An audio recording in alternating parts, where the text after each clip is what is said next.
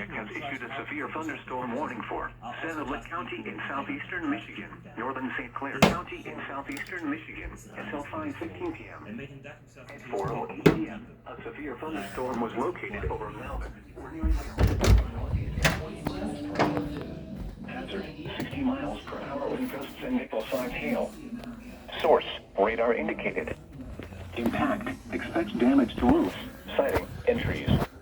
This severe thunderstorm will be near Yale, Peck, and Melbourne around 4:15 p.m. Croswell around 4:25 p.m. Applegate around 4:30 p.m. Port Sanilac around 4:40 p.m.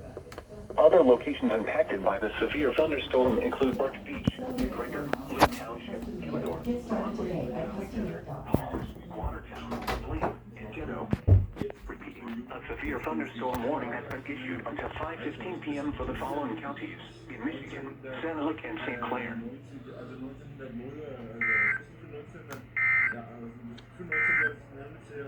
This is a marine weather.